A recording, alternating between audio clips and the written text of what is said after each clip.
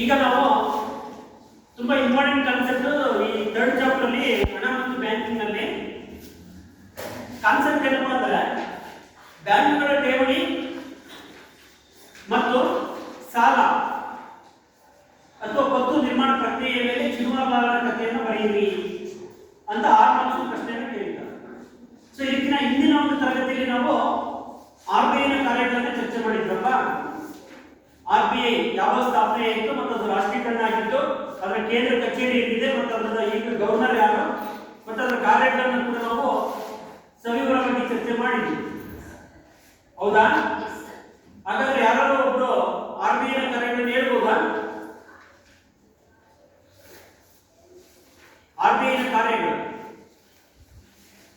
1935 April 1ರಂದು RBI ಖಾಸಗಿ ಷೇರುದಾರರ bank ಆಗಿ ಸ್ಥಾಪಿಸಲ್ಪಟ್ಟಿತು. ಸ್ವತಂತ್ರ ನಂತರ ನಮ್ಮ ದೇಶಕ್ಕೆ ಒಂದು ಸರ್ಕಾರದ ಬ್ಯಾಂಕ್ ಅವಶ್ಯಕತೆ ಇದ್ದುದರಿಂದ RBI ನ 1949 ಜನವರಿ 1ರಂದು ರಾಷ್ಟ್ರೀಕರಣ ಮಾಡಿ ಅದನ್ನು ಕೇಂದ್ರ ಬ್ಯಾಂಕ್ ಆಗಿ ಪರಿವರ್ತಿಸಲಾಯಿತು. ಅದರ ಕೇಂದ್ರ ಕಚೇರಿ ಇರುವುದು ಮುಂಬೈನಲ್ಲಿ ಮತ್ತು ಅದರ ಈಗಿನ ಪ್ರಸ್ತುತ ಗವರ್ನರ್ ಶಕ್ತಿಕಾಂತ್ ದಾಸ್ ಅಲ್ವಾ. RBI ನಮ್ಮ ದೇಶದ ಕೇಂದ್ರ ಬ್ಯಾಂಕ್ ಆಗಿ ಪ್ರಪಂಚದ ಇತರೆ ದೇಶಗಳ ಕೇಂದ್ರ ಬ್ಯಾಂಕ್ಗಳು ಕಾರ್ಯನಿರ್ವಹಿಸುವಂತ ಎಲ್ಲಾ ರೀತಿಯ ಸಾಂಪ್ರದಾಯಿಕ ಕಾರ್ಯಗಳನ್ನ ಮಾಡ್ತಾ ಇದೆ. RBI ನಿರ್ವಹಿಸುವಂತ ಕಾರ್ಯಗಳು ಮೊದಲನೇದಾಗಿ ನೋಟುಗಳ ಮುದ್ರಣ ಮತ್ತು ಚಲಾವಣೆ, ಎರಡನೇದು ಸಾಲ ನಿಯಂತ್ರಣ, ಮೂರನೇದು ಸರ್ಕಾರದ ಬ್ಯಾಂಕ್ ಆಗಿ ಕಾರ್ಯನಿರ್ವಹಿಸುತ್ತೆ, ನಾಲ್ಕನೇದು ಬ್ಯಾಂಕ್ಗಳ ಬ್ಯಾಂಕ್ ಆಗಿ ಕಾರ್ಯನಿರ್ವಹಿಸುತ್ತೆ, ಐದನೇದು ವಿದೇಶಿ ವಿನಿಮಯದ ರಕ್ಷಕ ಅಥವಾ ಪಾಲಕ, ಆರನೇದು ಅಂತಿಮ ಋಣದಾತ, ಮತ್ತೆ ಏಳನೇದು ಕೃಷಿ ಮತ್ತು ಕೈಗಾರಿಕಾ ಅಭಿವೃದ್ಧಿಗೂ ಕೂಡ ಇದು ಸಹಕಾರಿಯಾಗಿದೆ, ಮತ್ತೆ ಏಳನೇದು ಸಂಶೋಧನೆಗಳಿಗೂ ಕೂಡ ಇದು ನೆರವಾಗುತ್ತೆ ಅಲ್ವಾ. ಈ ಪ್ರಮುಖ ಕಾರ್ಯಗಳನ್ನು RBI ನಿರ್ವಹಿಸುತ್ತೆ ಅನ್ನೋದನ್ನ ನಾನು ಅನೇಕ ಬಾರಿ ನಿಮಗೆ ಹೇಳಿದೆ, ಆದ್ರೂ ಕೂಡ ಒಬ್ಬರು ಕೇಳಿದ್ರೆ ಹೇಳೋ ಪರಿಸ್ಥಿತಿ ನೀವಿಲ್ಲ. ಚಿನ್ವಾರ್ಲಾಲ್ ಕಥೆ ಕೇಳೋದಲ್ಲಿ ಇದ್ದೀರಲ್ಲ, ಆಯ್ತು. ಈಗ ನಮಗೆ ಚಿನ್ವಾರ್ಲಾಲ್ ಕಥೆ ಬರೋಣ. ಬ್ಯಾಂಕ್ಗಳ ಠೇವಣಿ ಮತ್ತು ಸಾಲ ನಿರ್ಮಾಣ ಪ್ರಕ್ರಿಯೆ ಮೇಲೆ ಚಿನ್ವಾರ್ಲಾಲ್ ಕಥೆಯನ್ನು ಬರೆಯಿರಿ. ನೋಡಿ, ಈ ಕಥೆ ಉದ್ದೇಶ ಏನಪ್ಪ ಅಂತ ಹೇಳಿದ್ರೆ, ಈಗ ಆಧುನಿಕ ಬ್ಯಾಂಕಿಂಗ್ ವ್ಯವಸ್ಥೆ ಹೇಗೆ ಒಂದು ವ್ಯವಸ್ಥಿತ ರೀತಿಯಲ್ಲಿ ಕಾರ್ಯಗಳನ್ನು ನಿರ್ವಹಿಸ್ತಾ ಇದೆಯಲ್ಲ, ಹೌದಲ್ವಾ. ಈಗ ನೀವು ಬ್ಯಾಂಕಿಂಗ್ ವ್ಯವಸ್ಥೆಯನ್ನು ನೋಡಿದ್ರಿ, ಬ್ಯಾಂಕ್ಗಳು ಹೇಗೆ ಒಂದು ವ್ಯವಸ್ಥಿತ ರೀತಿಯಲ್ಲಿ ಕಾರ್ಯಗಳನ್ನು ನಿರ್ವಹಿಸ್ತಾ ಇದ್ದಾವೆ ಅನ್ನೋದು ನಮಗೆ ಒಂದು ಚಿತ್ರಣ ಇದೆ ಅಲ್ವಾ. ಸೊ ಈಗಿರುವಂತ ಏನು ಆಧುನಿಕ ಬ್ಯಾಂಕಿಂಗ್ ವ್ಯವಸ್ಥೆ ಇದೆ, ಇದು ಹಿಂದೆ ಕೂಡ ಅದೇ ರೀತಿಯಾಗಿ ಇತ್ತು ಅನ್ನೋದನ್ನ ನಾವು ಚಿನ್ವಾರ್ಲಾಲ್ ಕಥೆಯ ಮೂಲಕ ವಿವರಿಸ್ತಾ ಬರ್ತೀವಿ. ಓಕೆನಾ. ಸೊ ನೋಡಿ, ಈಗ ಆಧುನಿಕ ಬ್ಯಾಂಕ್ಗಳು ಠೇವಣಿ ಮತ್ತು ಸಾಲ ನಿರ್ಮಾಣ ಪ್ರಕ್ರಿಯೆಯಲ್ಲಿ ಯಾವ ರೀತಿಯಾಗಿ ತೊಡಗಿಸ್ಕೊಂಡಿದ್ದಾವೋ ಅದೇ ರೀತಿಯಾಗಿ ನಾವು ಈ ಚಿನ್ವಾರ್ಲಾಲ್ ಕೂಡ ತೊಡಗಿಸ್ಕೊಂಡಿದ್ದ ಅನ್ನೋದನ್ನ ಈ ಒಂದು ಕಥೆಯ ಉದಾಹರಣೆ ಮೂಲಕ ನಾವು ತಿಳ್ಕೊಳ್ಳಬಹುದು. ನೋಡಿ, ಕಾನ್ಸೆಪ್ಟ್ ಇಷ್ಟೇನೆ, ಬ್ಯಾಂಕ್ಗಳ ಠೇವಣಿ ಮತ್ತು ಸಾಲ ನಿರ್ಮಾಣ ಪ್ರಕ್ರಿಯೆ ಮೇಲೆ ಚಿನ್ವಾರ್ಲಾಲ್ನ ಕಥೆಯನ್ನು ಬರೆಯಿರಿ. ನೋಡಿ, ಒಂದು ಊರಲ್ಲಿ ಚಿನ್ವಾರ್ಲಾಲ್ ಎಂಬ ಒಬ್ಬ ಅಕ್ಕಸಾಲಿಗ ಇದ್ದ. ಅರ್ಥ ಆಗುತ್ತಲ್ಲ, ಒಂದು ಊರಲ್ಲಿ ಚಿನ್ವಾರ್ಲಾಲ್ ಎಂಬ ಒಬ್ಬ ಅಕ್ಕಸಾಲಿಗ ಇದ್ದ. ಅಕ್ಕಸಾಲಿಗ ಗೊತ್ತಾಗುತ್ತಲ್ವಾ, ಬಂಗಾರ ಮಾಡೋದು. ಓಕೆ. ಹಾಗೆ ಆ ಊರಿನ ಜನರು ಸರಕು ಮತ್ತು ಸೇವೆಗಳನ್ನ ಖರೀದಿಸಲು ಮತ್ತು ಮಾರಾಟ ಮಾಡಲು ಬಂಗಾರ ಮತ್ತು ಇತರೆ ಅಮೂಲ್ಯವಾದ ವಸ್ತುಗಳನ್ನು ಬಳಸ್ತಾ ಇದ್ರು. ಇದನ್ನ ಇನ್ನೊಂದು ಅರ್ಥದಲ್ಲಿ ಹೇಳೋದಾದ್ರೆ, ಈ ಬಂಗಾರ ಮತ್ತು ಇತರೆ ಅಮೂಲ್ಯವಾಗಿರುವಂತಹ ವಸ್ತುಗಳು ವಿನಿಮಯ ಮಾಧ್ಯಮವಾಗಿ ಕಾರ್ಯವನ್ನು ನಿರ್ವಹಿಸ್ತಾ ಇದ್ವು ಅನ್ನೋದನ್ನು ಗಮನಿಸಬೇಕಾಗುತ್ತೆ. ಅಂದ್ರೆ ಆ ಒಂದು ಊರಿನ ಜನರು ಯಾವುದಾದ್ರೂ ಸರಕು ಮತ್ತು ಸೇವೆಗಳನ್ನು ಕೊಡಬೇಕು ಅಂತ ಹೇಳಿದ್ರೆ ತಮ್ಮಲ್ಲಿರುವಂತಹ ಬಂಗಾರ ಅಥವಾ ಇತರ ಅಮೂಲ್ಯವಾಗಿರುವಂತಹ ವಸ್ತುಗಳನ್ನ ಬಳಕೆ ಮಾಡ್ಕೊಂಡ್ಬಿಟ್ಟು ಅದನ್ನು ವಿನಿಮಯ ಮಾಧ್ಯಮವಾಗಿ ಉಪಯೋಗಿಸ್ಕೊಂಡ್ಬಿಟ್ಟು ಕೊಳ್ಳುವ ಮತ್ತು ಮಾರುವಂತ ಪ್ರಕ್ರಿಯೆಗೆ ತೊಡಗಿಸ್ಕೊಳ್ತಾ ಇದ್ರು. ಅರ್ಥ ಆಗುತ್ತಲ್ವಾ. ಕಾಲಕ್ರಮೇಣ ಏನಾಯ್ತು ಅಂದ್ರೆ ಕಳ್ಳಕಾಕರ ಭಯ ಜಾಸ್ತಿ ಆಯ್ತು ಊರಿನ ಜನರಿಗೆ. ಮನೇಲಿ ಬಂಗಾರ ಇಟ್ಕೊಳ್ಳೋದು ಬಹಳ ಕಷ್ಟ ಆಯ್ತು. ಬಂಗಾರ ಇಟ್ಕೊಂಡ್ರೆ ರಾತ್ರಿನೇ ಕಳ್ಳರು ಬಂದು ಅದು ಬಂಗಾರನೆಲ್ಲ ಕತ್ಕೊಂಡು ಹೋಗುವಂತ ಒಂದು ಪರಿಸ್ಥಿತಿ ನಿರ್ಮಾಣ ಆಯಿತು. ಸೊ ಆಗ ಆ ಊರಿನ ಜನರು ತಮ್ಮ ಬಂಗಾರ ಮತ್ತು ಅಮೂಲ್ಯವಾಗಿರುವಂತಹ ವಸ್ತುವನ್ನ ಸುರಕ್ಷಿತವಾಗಿಡೋದಕ್ಕೆ ಏನ್ ಮಾಡಬೇಕು ಅಂತ ಆಲೋಚನೆ ಮಾಡಿದ್ರು. ಸೊ ತದನಂತರ ಅವ್ರು ಏನ್ ಮಾಡಿದ್ರು ಅಂದ್ರೆ ತಮ್ಮ ಬಂಗಾರವನ್ನು ಸುರಕ್ಷಿತವಾಗಿ ಲಾಲನ ಬಳಿ ತಂದಿಡೋದಕ್ಕೆ ಪ್ರಾರಂಭ ಮಾಡಿದ್ರು. ಅವ್ರ ಅಕ್ಕಸಾಲಿಗಲ್ಲ, ಆ ಲಾಲನ ತಂದಿಟ್ರೆ ನಮ್ಮ ಬಂಗಾರ ಸುರಕ್ಷಿತವಾಗಿರುತ್ತೆ. ಅವರು ಅದನ್ನ ಲಾಕರ್ ಅಲ್ಲಿ ನೀಟಾಗಿ ಭದ್ರವಾಗಿ ಇಟ್ಟಿರ್ತಾರೆ ಅನ್ನೋ ಒಂದು ನಂಬಿಕೆ ಮೇಲೆ ಏನ್ ಮಾಡಿದ್ರು ಆ ಊರಿನ ಜನರು ತಮ್ಮಲ್ಲಿರುವಂತಹ ಬಂಗಾರವನ್ನ ಲಾಲನ ಬಳಿ ಸುರಕ್ಷಿತವಾಗಿ ಇಡೋದಕ್ಕೆ ಪ್ರಾರಂಭ ಮಾಡಿದ್ರು. ಆಗ ಚಿಲ್ವರ್ ಲಾಲ ಏನ್ ಮಾಡಿದ ಅಂತ ಹೇಳಿದ್ರೆ ಹಳ್ಳಿಯ ಜನರಲ್ಲಿ ಬಂಗಾರವನ್ನು ತಂದು ಇಡ್ತಾ ಇದ್ರಲ್ಲ ಅದಕ್ಕೆ ಪ್ರತಿಯಾಗಿ ಅವನು ಕಾಗದದ ರಶೀದಿಯನ್ನು ಕೊಡಲಿಕ್ಕೆ ಪ್ರಾರಂಭ ಮಾಡಿದ. ಕಾಗದದ ರಶೀದಿ, ಈಗ ನಾನು ಬಂಗಾರ ಇಟ್ಟಿದ್ದೀನಪ್ಪ, ಎಷ್ಟು ಇಟ್ಟಿದ್ದೀನಿ, 1 kg ಇಟ್ಟಿದ್ವೋ ಅಥವಾ ಅರ್ಧ kg ಇಟ್ಟಿದ್ವೋ 1/4 kg ಇಟ್ಟಿದ್ವೋ, ಅದಕ್ಕೆ ಅವ್ರೇನ್ ಮಾಡಿದ್ರು ಪ್ರತಿಯಾಗಿ ಕಾಗದ ರಶೀದಿಯನ್ನ ಕೊಡಲಿಕ್ಕೆ ಪ್ರಾರಂಭ ಮಾಡಿದ್ರು. ಹೀಗೆ ಆ ಊರಿನ ಎಲ್ಲ ಜನರು ಕೂಡ ತಮ್ಮ ಬಂಗಾರವನ್ನ ಸುರಕ್ಷಿತವಾಗಿ ಲಾಲನ ಬಳಿ ಇಡಲಿಕ್ಕೆ ಪ್ರಾರಂಭ ಮಾಡಿದ್ರು. ಅಂತಿಮವಾಗಿ 100 kg ಬಂಗಾರವನ್ನ ಅವರು ಲಾಲನ ಬಳಿ ತಂದಿಟ್ರು. ಅವ್ರನ್ನ ಜನ 100 kg ಬಂಗಾರವನ್ನ ಲಾಲನ ಬಳಿ ಸುರಕ್ಷಿತವಾಗಿ ತಂದಿಟ್ರು. ಆಯ್ತಾ? ತದನಂತರ ಲಾಲ ಏನ್ ಮಾಡಿದ ಅಂತ ಹೇಳಿದ್ರೆ ಕಾಗದ ರಶೀದಿಯನ್ನ 100 kg ನೀಡಿದ ಅನ್ನೋದನ್ನು ನಮಗೆ ಗಮನಿಸಬೇಕಾಗುತ್ತೆ. 100 kg ಬಂಗಾರದಷ್ಟು ಕಾಗದ ರಶೀದಿಯನ್ನು ಊರಿನ ಜನರಿಗೆ ಕೊಟ್ಟ. ಸೊ ಕಾಲಕ್ರಮೇಣ ಏನಾಯ್ತಪ್ಪ ಅಂತ ಹೇಳಿದ್ರೆ ಜನರು ಈ ಲಾಲ ಕೊಟ್ಟಿದ್ನಲ್ಲ ಕಾಗದ ರಶೀದಿ ಏನು ತಮ್ಮ ಬಂಗಾರವನ್ನು ಇಟ್ಟಿದ್ದಕ್ಕೆ ಪ್ರತಿಯಾಗಿ ಚಿಲ್ವರ್ ಲಾಲ ಕಾಗದ ರಶೀದಿಯನ್ನು ಕೊಟ್ಟಿದ್ನಲ್ಲ ಅದನ್ನೇ ವಿನಿಮಯ ಮಾಧ್ಯಮವಾಗಿ ಬಳಕೆ ಮಾಡ್ಕೊಂಡ್ಬಿಟ್ಟು ವಸ್ತುಗಳನ್ನ ಕೊಳ್ಳೋದಿಕ್ಕೆ ಮತ್ತೆ ಮಾರೋದಿಕ್ಕೆ ಪ್ರಾರಂಭ ಮಾಡಿದ್ರು. ಅರ್ಥ ಆಗುತ್ತಲ್ವಾ? ಈಗ ಜನರಿಗೆ ಏನಾದ್ರು ಗೋಧಿ ಬೇಕಾಯ್ತು ಅಥವಾ ಪಾದರಕ್ಷೆಗಳು ಬೇಕಾಯ್ತು ಅಥವಾ ಬಟ್ಟೆ ಬೇಕಾಯ್ತು ಅಥವಾ ಇನ್ನಿದ್ರೆ ಯಾವುದೋ ದವಸ ಧಾನ್ಯಗಳು ಬೇಕಾದ್ರು, ಅವಾಗ ಏನ್ ಮಾಡೋದು ಅಂದ್ರೆ ಈ ಲಾಲ ಕೊಟ್ಟಿದ್ನಲ್ಲ ಆ ಕಾಗದ ರಶೀದಿಯನ್ನ ಕೊಟ್ಬಿಟ್ಟು ತಮಗೆ ಬೇಕಾಗಿರುವಂತಹ ವಸ್ತುಗಳನ್ನ ಕೊಂಡ್ಕೊಳ್ತಾ ಇದ್ರು. ಹೀಗೆ ಈ ಲಾಲ ನೀಡಿದಂತ ಕಾಗದ ರಶೀದಿ ಕಾಲಕ್ರಮೇಣ ವಿನಿಮಯ ಮಾಧ್ಯಮವಾಗಿ ಮಾರ್ಪಡ್ತು. ಮೊದಲೇನ್ ಮಾಡ್ತಿದ್ರು ಬಂಗಾರ ಮತ್ತೆ ಇತರ ಅಮೂಲ್ಯವಾದ ವಸ್ತುಗಳನ್ನ ಕೊಡೋದು, ತಮಗೆ ಬೇಕಾಗಿರುವಂತಹ ವಸ್ತುಗಳನ್ನ ಕೊಂಡ್ಕೊಳ್ತಾ ಇದ್ರು. ಯಾವಾಗ ಸುರಕ್ಷಿತವಾಗಿ ಲಾಲನ ಬಳಿ ಬಂಗಾರವನ್ನು ಇಡಲಿಕ್ಕೆ ಪ್ರಾರಂಭ ಮಾಡಿದ್ರು ಅವಾಗ ಲಾಲ ಏನ್ ಮಾಡಿದ ಅದಕ್ಕೆ ಪ್ರತಿಯಾಗಿ ಕಾಗದ ರಶೀದಿ ಕೊಟ್ಟ. ಈ ಬಂಗಾರ ಇಲ್ಲ ಅವ್ರ ಹತ್ರ, ಕಾಗದ ರಶೀದಿ ಅಷ್ಟೇ ಇರೋದು. ಅವ್ರೇನ್ ಮಾಡ್ತಿದ್ದಾರೆ ಈಗ ಆ ಕಾಗದ ರಶೀದಿಯನ್ನು ವಿನಿಮಯ ಮಾಧ್ಯಮವಾಗಿ ಬಳಕೆ ಮಾಡಿಕೊಂಡ್ಬಿಟ್ಟು ತಮಗೆ ಬೇಕಾಗಿರುವಂತಹ ವಸ್ತುಗಳನ್ನ ಕೊಂಡ್ಕೊಳ್ಳುವಂತ ಮತ್ತೆ ಮಾರಾಟ ಮಾಡುವಂತ ಒಂದು ಪ್ರಕ್ರಿಯೆಗೆ ತೊಡಗಿಕೊಂಡು ಅನ್ನೋದನ್ನ ಗಮನಿಸಬೇಕಾಗುತ್ತೆ. ಅರ್ಥ ಆಗುತ್ತಲ್ವಾ? ಸೊ ಹೀಗೆ ಆ ಪ್ರಕ್ರಿಯೆ ಆಗಿ ಮುಂದುವರಿತಾ ಇತ್ತು. ಆ ಏನು ಕಾಗದ ರಶೀದಿ ಇದೆ ಆ ಕಾಗದ ರಶೀದಿಯನ್ನು ಬಳಕೆ ಮಾಡಿಕೊಂಡು ತಮಗೆ ಬೇಕಾಗಿರುವ ವಸ್ತುಗಳನ್ನ ಖರೀದಿ ಮಾಡ್ತಾ ಇದ್ರು ಮತ್ತೆ ಮಾರಾಟ ಮಾಡ್ತಾ ಇದ್ರು. ಈಗ ಇದೇ ರೀತಿಯಾಗಿ ವ್ಯವಹಾರ ಪ್ರಕ್ರಿಯೆ ಮುಂದುವರಿತಾ ಇತ್ತು. ಅವಾಗ ಏನಾಯ್ತು, ಅವನತ್ರ ಎಷ್ಟು ಕೆಜಿ ಬಂಗಾರ ಇತ್ತು? 100 kg ಬಂಗಾರ ಇತ್ತು. ಅವಾಗ ರಾಮುವಿಗೆ ಒಂದು 25 kg ಬಂಗಾರ ಬೇಕಾಯ್ತು. ಯಾವುದೋ ಒಂದು ವ್ಯವಹಾರ ಪ್ರಕ್ರಿಯೆಗೆ 25 kg ಬಂಗಾರ ಸಲವಾಗಿ ಬೇಕಾಯ್ತು. ಅವನೇನ್ ಮಾಡ್ದ, ಲಾಲನ ಬಳಿ ಕೇಳಿದ, ಲಾಲ ಅವರೇ ನನಗೆ 25 kg ಬಂಗಾರ ಬೇಕು, ನಿಮ್ಮ ಹತ್ರ 100 kg ಬಂಗಾರ ಇದೆಯಲ್ಲ? 100 kg ಅಂತ ಹೇಳಿಲ್ಲ, ನಿಮ್ಮ ಹತ್ರ ಬಂಗಾರ ಇದೆಯಲ್ಲ, ನನಗೆ ಅದರಲ್ಲಿ 25 kg ಬಂಗಾರ ಸಾಲವಾಗಿ ಕೊಡಿ. ಮತ್ತೆ ಈ ಲಾಲ ಏನ್ ಮಾಡಿದ ಅಂದ್ರೆ ಈ ಬಂಗಾರ ಹಳ್ಳಿ ಜನರು ಬಂಗಾರ ತಂದಿಟ್ಟಿರಲ್ಲ ಅವ್ರಿಗೆ ಕಾಗದ ರಶೀದಿ ಕೊಟ್ಟ ಮತ್ತೆ ಸಣ್ಣ ಒಂದು ಶುಲ್ಕ ಕಲೆಕ್ಟ್ ಮಾಡ್ತಾ ಇದ್ದಾರೆ. ಯಾಕಂದ್ರೆ ಅದನ್ನು ಸೇಫ್ ಆಗಿ ಇಟ್ಕೋಬೇಕಲ್ಲ, ಅವ್ರದ್ದು ಬಂಗಾರ ಸೇಫ್ ಆಗಿ ಇಟ್ಕೋಬೇಕಲ್ಲ, ಸುರಕ್ಷಿತವಾಗಿ ಇಟ್ಕೋಬೇಕಲ್ಲ, ಹಾಗಾಗಿ ಸ್ವಲ್ಪ ಸಣ್ಣ ಪ್ರಮಾಣದ ಶುಲ್ಕವನ್ನು ಕಲೆಕ್ಟ್ ಮಾಡ್ತಾ ಇದ್ದಾರೆ.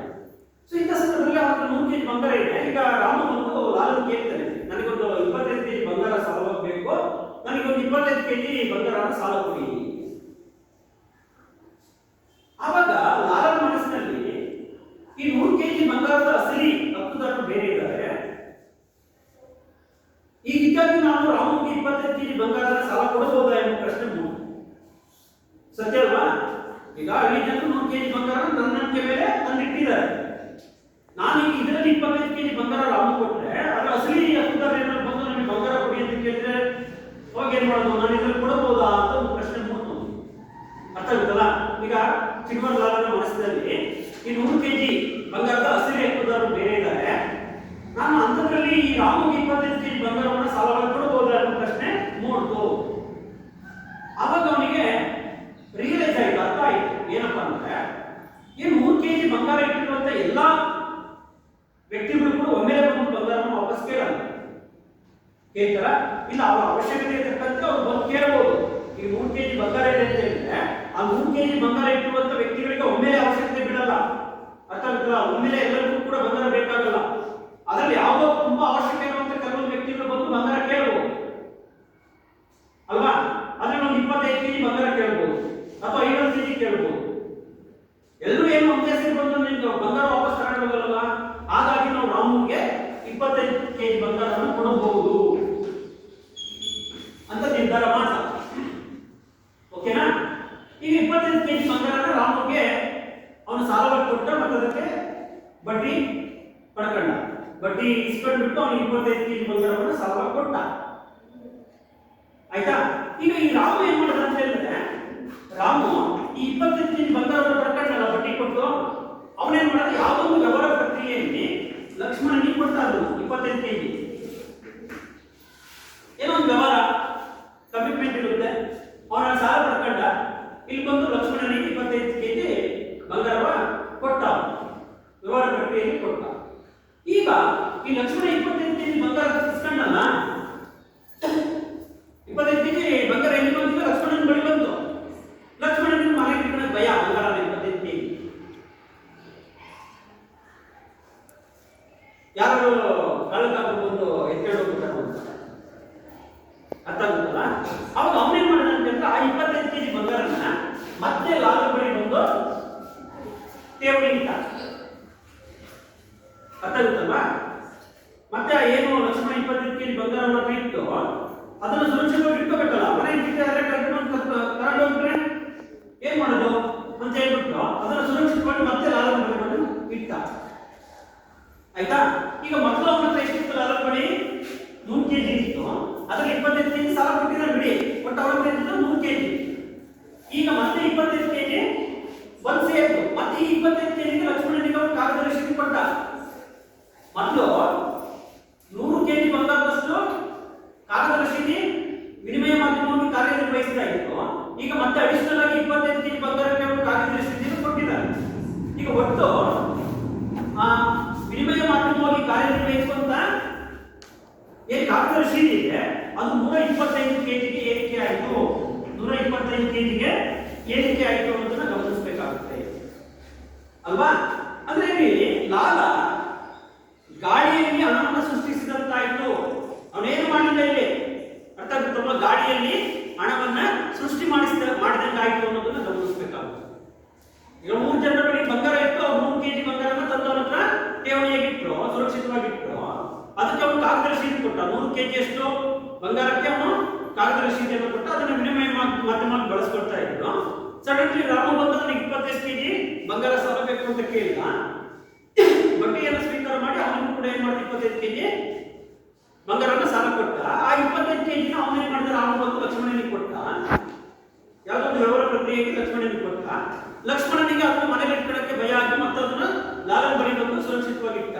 ಮತ್ತೆ ಆ 25 ಕೆಜಿಗೆ ಅವನು ಕಾಗದ ರಸೀದಿನ ಕೊಟ್ಟ ಅಲ್ವಾ? ಹೀಗೆ ವಿನಿಮಯ ಮಾಧ್ಯಮವಾಗಿ ಕಾರ್ಯನಿರ್ವಹಿಸುವಂತ ಕಾಗದ ರಸೀದಿ 125 ಕೆಜಿಗೆ ಏರಿಕೆ ಆಯಿತು ಅನ್ನೋದನ್ನ ಗಮನಿಸಬೇಕಾಗುತ್ತೆ. ಅಂದ್ರೆ ಇಲ್ಲಿ ಲಾಲ ಗಾಳಿಯಲ್ಲಿ ಹಣವನ್ನು ಸೃಷ್ಟಿ ಮಾಡಿದಂಗಾಯಿತು ಅಲ್ವಾ? ಮತ್ತು 100 ಕೆಜಿಯ ಕಾಗದ ರಸೀದಿ ವಿನಿಮಯ ಮಾಧ್ಯಮವಾಗಿ ಕಾರ್ಯನಿರ್ವಹಿಸ್ತಾ ಇತ್ತು. ಈಗ 125 ಕೆಜಿ ಬಂಗಾರದ ಕಾಗದ ರಸೀದಿ ವಿನಿಮಯ ಮಾಧ್ಯಮವಾಗಿ ಕಾರ್ಯವನ್ನು ನಿರ್ವಹಿಸ್ತಾ ಇದೆ ಅನ್ನೋದನ್ನು ನಮಗೆ ಗಮನಿಸಬೇಕಾಗುತ್ತೆ. ಓಕೆನಾ? ಸೊ ಹೀಗೆ ಮತ್ತೆ ಈಗ ಯಾರೋ ಒಬ್ಬ ವ್ಯಕ್ತಿ ಬಂದ ಅಂತ ತಿಳ್ಕೊಳ್ಳಿ. ಈಗ ಲಾಲನ ಬಳಿ ಮತ್ತೊಬ್ಬ ವ್ಯಕ್ತಿ ಬಂದು ಮತ್ತೆ ನನಗೊಂದು 25 ಕೆಜಿ ಅಥವಾ 20 ಕೆಜಿ ಸಾಲ ಬೇಕು ಅಂತ, ಬಂಗಾರ ಸಾಲ ಬೇಕು ಅಂತ ಕೇಳಿದ. ಆಗ ಲಾಲ ಏನ್ ಮಾಡ್ತಾನೆ, ಅವನನ್ನು ಕೂಡ ಬಡ್ಡಿ ಸ್ವೀಕಾರ ಮಾಡ್ತಾನೆ. ಅವನಿಗೆ ಮತ್ತೆ 20 ಕೆಜಿ ಸಾಲ ಕೊಡ್ತಾನೆ, 20 ಕೆಜಿ ಬಂಗಾರನ ಸಾಲ ಕೊಡ್ತಾನೆ ಗೋಲ್ಡ್. ಯಾವುದೋ ಒಂದು ವ್ಯವಹಾರ ಪ್ರಕ್ರಿಯೆಯಲ್ಲಿ ಆ ವ್ಯಕ್ತಿ ಹೋಗಿ ಇನ್ನೊಬ್ಬ ವ್ಯಕ್ತಿಯಲ್ಲಿ ಅದನ್ನು ಕೊಡ್ತಾನೆ. ಆಯ್ತಾ? 20 ಕೆಜಿ ಬಂಗಾರನ ಕೊಡ್ತಾನೆ. ಆ ವ್ಯಕ್ತಿ ಅದನ್ನು ಮನೇಲಿ ಇಟ್ಕೊಳ್ಳಲ್ಲ, ಕಳ್ಳಕಾಟ ಭಯ, ಯಾರು ಬಂದು ದರೋಡೆ ಮಾಡ್ಕೊಂಡು ಹೋಗ್ರೆ ಮತ್ತೆ ಅವನು ಏನ್ ಮಾಡ್ತಾನೆ, ಅವನು 20 ಕೆಜಿನ ತಂದು ಲಾಲನ ಬಳಿ ಠೇವಣಿ ಆಗಿರ್ತಾನೆ, ಸುರಕ್ಷಿತವಾಗಿರ್ತಾನೆ. ಅಂದ್ರೆ ಆ ಊರಿನ ಜನರಿಗೆ ಲಾಲನ ಬಗ್ಗೆ ಅಷ್ಟು ಅಪಾರವಾದಂತ ನಂಬಿಕೆ. ಈಗ ನಾವೇನು ಬ್ಯಾಂಕ್ಗಳನ್ನ ನಂಬ್ತೀವಲ್ವಾ, ಬ್ಯಾಂಕ್ ಬೇಕಾದ್ರೆ ನಂಬಿಕೆ ಇದೆ ತಾನೆ. ನಾವು ಬ್ಯಾಂಕಲ್ಲಿ ಹೋಗಿ ದುಡ್ಡಿಟ್ರೆ ನಮ್ಗೇನು ಮೋಸ ಆಗಲ್ಲ ಅನ್ನೋ ಒಂದು ಅಚಲವಾಗಿರುವಂತ ನಂಬಿಕೆ ನಮ್ಮಲ್ಲಿ ಇದೆಯಲ್ವಾ? ಆ ನಂಬಿಕೆ ಊರಿನ ಜನರು ಕೂಡ ಇತ್ತು. ಹಾಗಾಗಿ ಅವರು ಲಾಲನ ಬಳಿ ಬಂದು ಬಂಗಾರವನ್ನು ಸುರಕ್ಷಿತವಾಗಿ ಇಡ್ತಾ ಇದ್ರು. ಓಕೆನಾ? ಅದು ಮತ್ತೇನಾಗುತ್ತೆ, ಅವನು ಲಾಲನ ಬಳಿ 20 ಕೆಜಿ ಬಂಗಾರವನ್ನು ತಂದಿಟ್ಟಾಗ ಮತ್ತೆ ಲಾಲ ಏನ್ ಮಾಡ್ತಾನೆ, 20 ಕೆಜಿ ಬಂಗಾರಕ್ಕೆ ಕಾಗದ ರಸೀದಿನ ಕೊಡ್ತಾನೆ ಅಲ್ವಾ? ಈಗ ಒಟ್ಟು ವಿನಿಮಯ ಮಾಧ್ಯಮವಾಗಿ ಕಾರ್ಯನಿರ್ವಹಿಸುವಂತ ಕಾಗದ ರಸೀದಿ ಎಷ್ಟು ಏರಿಕೆ ಆಯಿತು? 145 ಕೆಜಿಗೆ ಏರಿಕೆ ಆಯಿತು ಅಲ್ವಾ? 125 ಮಾತ್ರ ಇತ್ತು. ಈ ಮತ್ತೊಬ್ಬ ವ್ಯಕ್ತಿಗೆ 20 ಕೆಜಿ ಬಂಗಾರ ಸಾಲ ಕೊಟ್ಟವನು, ಅದಕ್ಕೆ ಬಡ್ಡಿ ಸ್ವೀಕಾರ ಮಾಡ್ದ. ಆ 20 ಕೆಜಿನ ಆ ವ್ಯಕ್ತಿ ಇನ್ನೊಬ್ಬ ವ್ಯಕ್ತಿ ಕೊಟ್ಟ. ಮನೇಲಿ ಇಟ್ಕೊಂಡಿಲ್ಲ, ಅದನ್ನ ಮತ್ತೆ ಲಾಭದ ಬಳಿ ತಂದು ಠೇವಣಿ ಇಟ್ಟ, ಸುರಕ್ಷಿತವಾಗಿ ಇಟ್ಟ, ಮತ್ತೆ ಲಾಭ 20 ಕೆಜಿಗೆ ಕಾಗದ ರಸೀದಿ ಕೊಟ್ಟ. ಹೀಗೆ ವಿನಿಮಯ ಮಾಧ್ಯಮವಾಗಿ ಕಾರ್ಯನಿರ್ವಹಿಸುತ್ತ ಕಾಗದ ರಸೀದಿ 145 ಕೆಜಿಗೆ ಏರಿಕೆ ಆಯಿತು. ಅಂದ್ರೆ ಇಲ್ಲಿ ನಮಗೆ ಏನ್ ತಿಳಿಯುತ್ತಪ್ಪ ಅಂದ್ರೆ ಲಾಭ ಗಾಳಿಯಲ್ಲಿ ಹಣವನ್ನ ಸೃಷ್ಟಿ ಮಾಡ್ತಾ ಇದ್ದಾನೆ ಅನ್ನೋ ಒಂದು ಕಾನ್ಸೆಪ್ಟ್ ಬರ್ತಲ್ವಾ. ಹೀಗೆ ಮಕ್ಕಳ ಆಧುನಿಕ ಬ್ಯಾಂಕಿಂಗ್ ವ್ಯವಸ್ಥೆ ಕೂಡ ಒಂದು ವ್ಯವಸ್ಥಿತ ರೀತಿಯಲ್ಲಿ ತಮ್ಮ ಕಾರ್ಯವನ್ನು ನಿರ್ವಹಿಸ್ತಾ ಇದೆ. ಅರ್ಥ ಆಗುತ್ತಲ್ವಾ? ಈಗ ನಾವೇನ್ ಬ್ಯಾಂಕ್ ನೋಡ್ತೀವಿ, ಕೆನರಾ ಬ್ಯಾಂಕ್ ಆಗಿರ್ಬೋದು, SBI ಆಗಿರ್ಬೋದು ಅಲ್ವಾ, ಪಂಜಾಬ್ ನ್ಯಾಷನಲ್ ಬ್ಯಾಂಕ್ ಆಗಿರ್ಬೋದು, ಕಾರ್ಪೊರೇಷನ್ ಬ್ಯಾಂಕ್ ಆಗಿರ್ಬೋದು, ಇವೆಲ್ಲ ಬ್ಯಾಂಕ್ಗಳು ಏನಿದ್ದಾವೆ ಎಲ್ಲಾ ಬ್ಯಾಂಕ್ಗಳು ಕೂಡ ಇವತ್ತು ಚಿನ್ವಾರದ ಯಾವ ರೀತಿಯಾಗಿ ಕಾರ್ಯನಿರ್ವಹಿಸ್ತಾ ಇದ್ನೋ ಅದೇ ರೀತಿಯಾಗಿ ಇವತ್ತು ಕಾರ್ಯನಿರ್ವಹಿಸ್ತಾ ಇದ್ದಾವೆ. ಹಾಗೆ ಇವತ್ತು ಸಾರ್ವಜನಿಕರಲ್ಲಿ ಅಂದ್ರೆ ಜನರಲ್ಲಿ ಬ್ಯಾಂಕ್ಗಳ ಬಗ್ಗೆ ತುಂಬಾ ಅಪಾರವಾಗಿರುವಂತಹ ನಂಬಿಕೆ ಇದೆ. ಜನರೇನ್ ಮಾಡ್ತಾರೆ, ಹೆಚ್ಚಿನ ಹಣ ಇರುವಂತಹ ವ್ಯಕ್ತಿಗಳು, ಶ್ರೀಮಂತ ವ್ಯಕ್ತಿಗಳು ತಮ್ಮಲ್ಲಿರುವಂತಹ ಹಣವನ್ನು ಬ್ಯಾಂಕ್ನಲ್ಲಿ ಏನ್ ಮಾಡ್ತಿದ್ದಾರೆ, ಠೇವಣಿ ಇಟ್ಟಿದ್ದಾರೆ ಅಲ್ವಾ. ಆ ಠೇವಣಿಗೆ ಬ್ಯಾಂಕ್ ಏನ್ ಮಾಡುತ್ತೆ ಅಂದ್ರೆ ಒಂದು ಸಣ್ಣ ಪ್ರಮಾಣದ ಬಡ್ಡಿಯನ್ನು ನೀಡ್ತಾ ಇದೆ, ಜಾಸ್ತಿ ಇಲ್ಲ, ಸ್ವಲ್ಪ ಪ್ರಮಾಣದಲ್ಲಿ ಬಡ್ಡಿಯನ್ನು ಕೊಡುತ್ತೆ. ಯಾಕಂದ್ರೆ ಅವರ ಹಣ ಸುರಕ್ಷಿತವಾಗಿರುತ್ತಲ್ವಾ, ಹಾಗಾಗಿ ಅದಕ್ಕೆ ಸ್ವಲ್ಪ ಪ್ರಮಾಣದಲ್ಲಿ ಬಡ್ಡಿಯನ್ನು ಕೊಡ್ತಾ ಇದೆ. ಸೊ ಹೀಗೆ ಹಣ ಇರುವಂತ ವ್ಯಕ್ತಿಗಳು, ಶ್ರೀಮಂತರು ಏನೋ ಒಂದು ಬ್ಯಾಂಕ್ ಅಲ್ಲಿ ಠೇವಣಿ ಇಡ್ತಾ ಇದ್ದಾರೆ, ಹಣವನ್ನ ಇಡ್ತಾ ಇದ್ದಾರೆ, ಅದನ್ನ ಬಳಕೆ ಮಾಡ್ಕೊಂಡು ಬಿಟ್ಟು ಇವತ್ತು ಬ್ಯಾಂಕ್ಗಳು ಸಾಲದ ಅಗತ್ಯ ಇರುವಂತ ವ್ಯಕ್ತಿಗಳಿಗೆ, ಈಗ ನೋಡಿ ಎಲ್ಲರೂ ದುಡ್ಡಿರುವಂತದ್ದು ಬ್ಯಾಂಕ್ ಅಲ್ಲಿ ಠೇವಣಿ ಇಡ್ತಿದ್ದಾರೆ, ಹಣವನ್ನ ಸುರಕ್ಷಿತವಾಗಿ ಇಡ್ತಿದ್ದಾರೆ ಅಲ್ವಾ. ಈಗ ಎಲ್ಲಾ ಠೇವಣಿ ಇಟ್ಟಿರುವಂತ ವ್ಯಕ್ತಿಗಳು ಒಮ್ಮೆಲೆ ನಮಗೆ ಹಣ ವಾಪಸ್ ಬೇಕು ಅಂತ ಬರಲ್ಲ, ಬರ್ತಾರ. ಅದ್ರಲ್ಲಿ ಯಾರೋ ಒಬ್ಬರಿಗೆ ನೀಡಿನ ಅಂತ ಹೋಗ್ತಾರೆ, ತಮ್ಮ ಹಣವನ್ನು ಬಿಡಿಸ್ಕೊಂಡು ಬರ್ತಾರೆ. ಈಗ 3 ಜನ ಠೇವಣಿ ಇಟ್ಟಿದ್ದಾರೆ ಅಂತಂದ್ರೆ 3 ಜನಕ್ಕೆ ಒಂದೇ ಸರಿ ಹಣ ಬೇಕಾಗುತ್ತಾ ಬ್ಯಾಂಕ್ಗೆ? ಇಲ್ಲ. ಅದ್ರಲ್ಲಿ ಒಂದು 10 ಜನಕ್ಕೆ ಬೇಕಾಗ್ಬೋದು ಅಥವಾ 25 ಜನಕ್ಕೆ ಬೇಕಾಗ್ಬೋದು ಅಲ್ವಾ. ಅವ್ರು ಬಂದಾಗ ಅವ್ರು ಏನ್ ಮಾಡ್ತಾರೆ, ಅವ್ರಿಗೆ ಕೊಟ್ಟು ಕಳಿಸ್ತಾರೆ. ಉಳಿದಿರುವಂತ ಹಣ ಇದೆಯಲ್ಲ ಅದನ್ನ ಅವ್ರು ಏನ್ ಮಾಡ್ತಾರೆ, ಸಾಲ ಪ್ರಕ್ರಿಯೆ ಬಳಸ್ಕೊಳ್ತಾರೆ. ಈಗ ಏನು ಆ ಠೇವಣಿಯಾಗಿ ಬ್ಯಾಂಕ್ ಸ್ವೀಕರಿಸ್ತಾರೆ, ಅದರಲ್ಲಿ ಅಗತ್ಯ ಇರುವಂತ ವ್ಯಕ್ತಿಗಳಿಗೆ ಬೆಳೆ ಸಾಲ ಕೊಡ್ತಿದ್ದಾರೆ, ಗೃಹ ಸಾಲ ಕೊಡ್ತಿದ್ದಾರೆ ಅಲ್ವಾ, ಪೀಠೋಪಕರಣಗಳ ಸಾಲ ಕೊಡ್ತಿದ್ದಾರೆ, ಮತ್ತೆ ಇನ್ನು ಅನೇಕ ರೀತಿಯಾದಂತಹ ಸಾಲಗಳನ್ನ ಇವತ್ತು ಬ್ಯಾಂಕ್ಗಳು ಜನರಿಗೆ ಅಥವಾ ಸಾರ್ವಜನಿಕರಿಗೆ ನೀಡ್ತಾ ಇದ್ದಾರೆ ಅನ್ನೋದನ್ನು ನಾವು ಗಮನಿಸಬೇಕಾಗುತ್ತೆ. ಹಾಗೆ ನೋಡಿ, ಇವತ್ತು ಠೇವಣಿ ಇಟ್ಟಿರುವಂತಹ ವ್ಯಕ್ತಿಗಳಿಗೆ ಈ ಏನು ಚೆಕ್ಗಳು ಮತ್ತು ಡೆಬಿಟ್ ಕಾರ್ಡ್ಗಳನ್ನು ಕೊಟ್ಟಿದ್ದಾರಲ್ಲ, ಚೆಕ್ಗಳು ಮತ್ತು ATM ಕಾರ್ಡ್, ಡೆಬಿಟ್ ಕಾರ್ಡ್ ಇವನ್ನ ಕೊಟ್ಟಿದ್ದಾರೆ. ಸೊ ಅವನ್ನ ಉಪಯೋಗಿಸ್ಕೊಂಡ್ಬಿಟ್ಟು ಜನರು ಅಥವಾ ವ್ಯಕ್ತಿಗಳು ತಮಗೆ ಹಣದ ಅವಶ್ಯಕತೆ ಇತ್ತು ಅಂದ್ರೆ ಬ್ಯಾಂಕಿಗೆ ಹೋಗಿ ಚೆಕ್ ಬರ್ಕೊಟ್ರೆ ಅವರು ಅಲ್ಲಿ ಅವೇನು ಒಂದು ಠೇವಣಿಯಲ್ಲಿ ಇರುತ್ತೆ, ಡೆಪಾಸಿಟ್ ಇರುತ್ತೆ, ಅದರಲ್ಲಿ ಅವರು ದುಡ್ಡನ್ನ ಕೊಡ್ತಾರೆ. ಸೊ ಉಳಿದಿರುವಂತ ಹಣದಲ್ಲಿ ಏನ್ ಮಾಡ್ತಾರೆ, ಅವರು ಅಗತ್ಯ ನೀಡಿ ಪರ್ಸನ್ಸ್ಗೆ ಸಾಲ ಅಗತ್ಯ ಇರುವಂತ ವ್ಯಕ್ತಿಗಳಿಗೆ ಗೃಹ ಸಾಲ, ಬೆಳೆ ಸಾಲ, ಪೀಠೋಪಕರಣ ಸಾಲ, ವಾಹನ ಸಾಲ, ಇನ್ನು ಅನೇಕ ರೀತಿಯ ಸಾಲಗಳಿದ್ದಾವೆ, ಅವನ್ನೆಲ್ಲವನ್ನೂ ಕೂಡ ನೀಡ್ತಾರೆ ಅನ್ನೋದನ್ನ ನಾವಿಲ್ಲಿ ಪ್ರಮುಖವಾಗಿ ನೋಡಬಹುದು ಅಲ್ವಾ. ಸೊ ಹೀಗೆ ಆಧುನಿಕ ಬ್ಯಾಂಕಿಂಗ್ ವ್ಯವಸ್ಥೆ ಕೂಡ ಏನ್ ಮಾಡುತ್ತಪ್ಪ ಅಂತಂದ್ರೆ, ಈಗ ಚಿನ್ವಾರಲಾಲ ಯಾವ ರೀತಿಯಾಗಿ ಕಾರ್ಯವನ್ನು ನಿರ್ವಹಿಸ್ತಾ ಇದ್ನೋ ವ್ಯವಸ್ಥಿತವಾಗಿ, ಅದೇ ರೀತಿಯಾಗಿ ಆಧುನಿಕ ಬ್ಯಾಂಕಿಂಗ್ ವ್ಯವಸ್ಥೆ ಕೂಡ ನಿರಂತರವಾಗಿ ಕಾರ್ಯವನ್ನು ನಿರ್ವಹಿಸುವ ಮೂಲಕ ಜನರಿಗೆ ಉತ್ತಮವಾದಂತಹ ಒಂದು ಸೇವೆಯನ್ನ ಕೊಡ್ತಾ ಇದೆ ಅನ್ನೋದನ್ನು ನಾವಿಲ್ಲಿ ಪ್ರಮುಖವಾಗಿ ನೋಡ್ತೀವಿ. ಅರ್ಥ ಆಯ್ತಾ? ಸೊ ಇಷ್ಟೇ, ಚಿನ್ವಾರಲಾಲ ಕಥೆ ಬಹಳ ಏನಿಲ್ಲ. ಬ್ಯಾಂಕ್ಗಳ ಠೇವಣಿ ಮತ್ತು ಸಾಲ ನಿರ್ಮಾಣ ಪ್ರಕ್ರಿಯೆಯಲ್ಲಿ ಚಿನ್ವಾರಲಾಲನ ಕಥೆಯನ್ನು ಬರೆಯಿರಿ ಅಂತ ಹೇಳಿದ್ರೆ ಇಷ್ಟನ್ನ ನೀವೇ ಬರೀಬೇಕು. ಅರ್ಥ ಆಯ್ತಾ? ಚಿನ್ವಾರಲಾಲನ ಕಥೆ ಚೈತ್ರ ಹೇಳ ಮತ್ತೇನಿದೆ ಬೋರ್ಡ್ ಮೇಲೆ ಓದಬಹುದು. ಬ್ಯಾಂಕ್ಗಳ ಠೇವಣಿ ಮತ್ತು ಸಾಲ ಮತ್ತು ನಿರ್ಮಾಣ ಪ್ರಕ್ರಿಯೆಯ ಮೇಲೆ ಚಿನ್ವಾರಲಾಲನ ಕಥೆಯನ್ನು ಬರೆಯಿರಿ. ನೆಕ್ಸ್ಟ್ ಪತ್ರಗಳು ಕಾವ್ಯ ಓದ ಮದ. ಬ್ಯಾಂಕ್ಗಳ ಠೇವಣಿ ಮತ್ತು ಸಾಲ ಮತ್ತು ನಿರ್ಮಾಣ ಪ್ರಕ್ರಿಯೆಯ ಮೇಲೆ ಚಿನ್ವಾರಲಾಲನ ಕಥೆಯನ್ನು ಬರೆಯಿರಿ. ಚಿನ್ವಾರಲಾಲನ ಕಥೆಯನ್ನು ಬರೆಯಿರಿ. ಈಗ ನಾವು ಕಥೆ ಹೇಳಿದಲ್ವಾ, ಈ ಕಥೆ ನಿಮಗೆ ಅದರ ಎಷ್ಟು ಅರ್ಥ ಆಯ್ತು, ಯಾರು ಹೇಳ್ತೀರಾ, ನಿಮಗೆ ಎಷ್ಟು ಗೊತ್ತಿಲ್ಲ ಅಷ್ಟು ನೀಟಾಗಿ ಹೇಳಬೇಕು. ಹೇಳ್ತೀರಾ? ಇಲ್ಲಿ ಬನ್ನಿ, ಇಲ್ಲ ಅಲ್ಲೇ ಹೇಳ್ತೀರಾ? ಅಲ್ಲೇ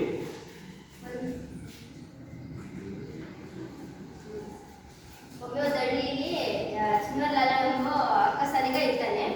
ಆ ಹಳ್ಳಿಯಲ್ಲಿ ಜನರು ಸರಕು ಮತ್ತೆ ಸೇವೆಗಳನ್ನ ಕೊಂಡ್ಕೊಳ್ಳೋಕ್ಕಾಗ್ಲಿ, ಮಾರೋದಕ್ಕಾಗ್ಲಿ ಅಲ್ಲಿ ಅಮೂಲ್ಯವಾದ ವಸ್ತು, ಚಿನ್ನ, ಬೆಳ್ಳಿ ಅಂತವನ್ನ ಮಾರಾಟ ಮಾಡ್ತಿರ್ತಾರೆ, ವಿನಿಮಯ ಮಾಧ್ಯಮವಾಗಿ ಬಳಸ್ತಾ ಇರ್ತಾರೆ. ಅವರಿಗೆ ಕಳ್ಳರ ಕಾಟ ಜಾಸ್ತಿ ಆಗುತ್ತೆ. ಅವಾಗ ಚಿನ್ವಾರಲಾಲ ಎಂಬ ಅಕ್ಕಸಾಲಿಗನ ಹತ್ರ ತಗೊಂಡೋಗಿ ಅವರು ಠೇವಣಿ ಇಡ್ತಾರೆ.